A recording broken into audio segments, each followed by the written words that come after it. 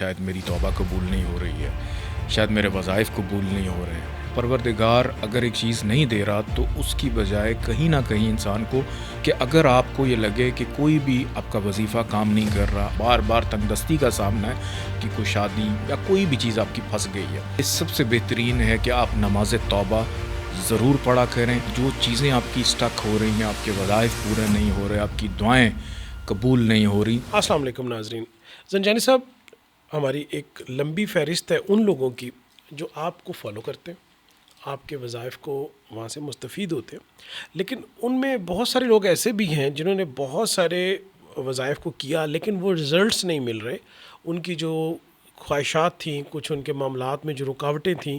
وہ اس طرح سے اس کے رزلٹس یا اس سے مستفید نہیں ہو سکے۔ اس کے لیے آپ لوگوں کو کیا ایک روحانی رہنمائی فراہم کریں گے؟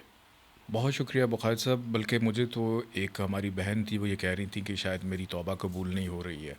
شاید میرے وظائف قبول نہیں ہو رہے ہیں۔ حالانکہ ایسا نہیں ہوتا۔ پروردگار اگر ایک چیز نہیں دے رہا تو اس کی بجائے کہیں نہ کہیں انسان کو ضرور کمپنسیٹ کر رہا ہوتا ہے، لیکن اس کے لیے ایک بڑی بہترین چیز ہے کہ نماز توبہ،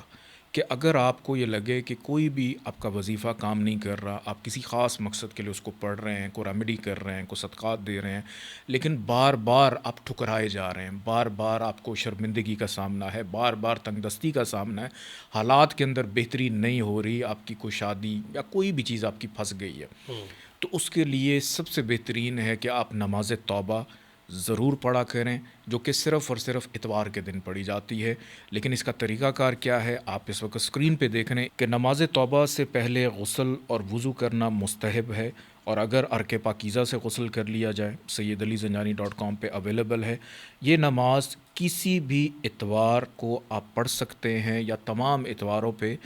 اس کو پڑھا جا سکتا ہے، کسی بھی وقت پڑھی جا سکتی ہے۔ یہ نماز 4 رکعت 2 رکعت کر کے بھی پڑھی جاتی ہے۔ ہر رکعت میں آپ یہ سورہ پڑھیں گے، سورہ الحمد آپ 1 دفعہ، سورہ اخلاص 3 دفعہ، سورہ فلق 1 بار، سورہ ناس 1 بار۔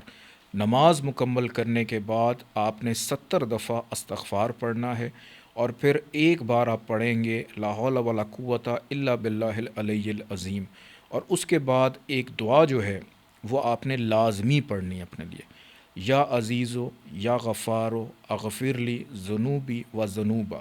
جمیع المؤمنین والمؤمنات فإنہ لا یغفر الذنوب الا انت۔ یہ دعا آپ نے لازمی بعد میں پڑھنی ہے، اور اگر آپ ہر اتوار کو اس کو پڑھنا اپنی عادت بنا لیں، اور اس کے دوران مسک الہدیٰ بھی اگر آپ ساتھ جلا لیں، تو اس سے یہ ہے کہ جو چیزیں آپ کی اسٹک ہو رہی ہیں، آپ کے وظائف پورے نہیں ہو رہے، آپ کی دعائیں قبول نہیں ہو رہی، تو اللہ پاک آپ کے لیے آسانیاں پیدا فرماتا ہے۔ بہت شکریہ ناظرین۔ سید محمد علی زنجانی صاحب نے جو آج آپ کو وظیفہ تجویز کیا ہے، یقیناً آپ کے معاملات میں جو رکاوٹیں ہیں، حتیٰ کہ وہ وظائف جو آپ اپنے وظائف کو بڑے خشوع کے ساتھ ادا کر رہے ہیں لیکن پھر بھی دل مطمئن نہیں ہے، تو آج کا وظیفہ کسی نعمت سے کم نہیں ہے۔